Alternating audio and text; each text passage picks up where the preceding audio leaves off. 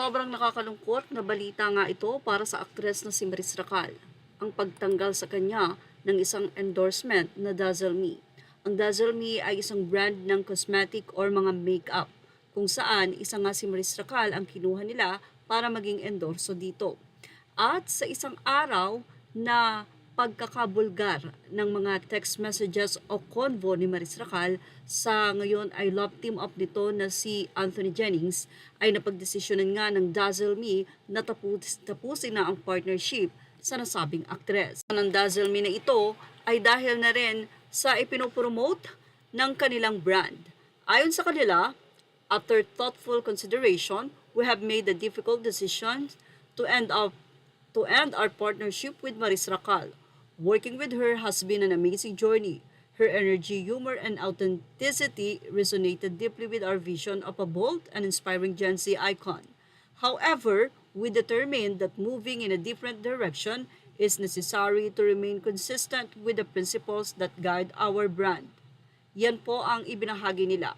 Hindi na nila ipinahayag kung ano nga ba yung brand o yung principles na meron ng brand nila. Pero sa nangyari nga pong eskandalo sa mga text messages ni Maris Racal, mapipinpoint nyo na kung anong ibig sabihin ng Dazzle Me.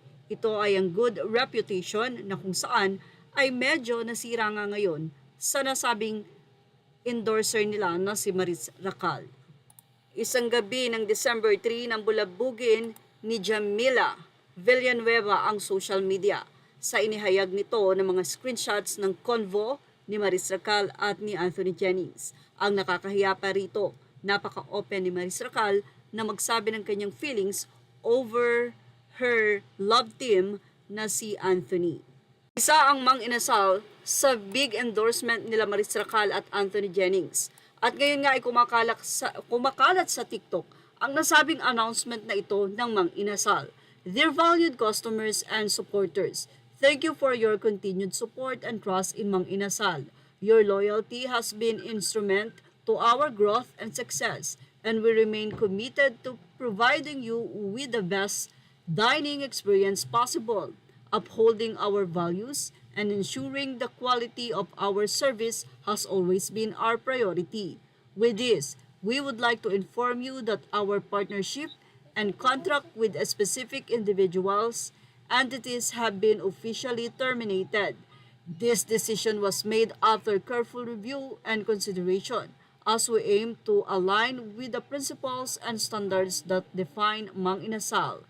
While parting ways is never easy, this step is necessary to uphold the integrity of our brand and prioritize the best interests of our customers and stakeholders. Rest assured, this change will not affect the quality and service you have come to expect from us. Yan po ang naging pahayag ng Mang Inasal at doon ay makikita ang mukha ni Maris at ni Anthony. Wala pa namang pahayag ang Mang Inasal dito kung ito ba ay legit at ito ba ay galing mismo sa kanila.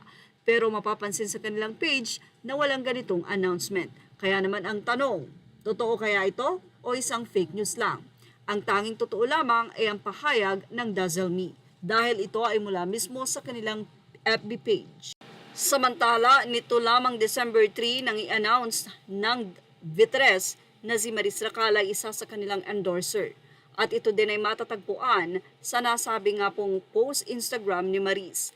May naging biro pa ang mga netizen dahil noong December 1, inilagay pa ng Vitres ang photo ni Maris kung saan nakatakip ito ng mukha at doon ay nakalagay na one day left until big reveal.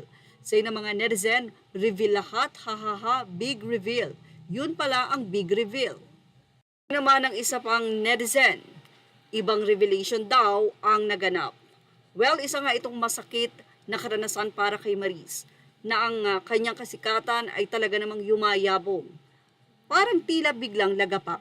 Sana naman ay hindi masundan ang nasabi mga endorsement niya na siya ay tanggalin o hindi na nga ipagpatuloy pa ang partnership.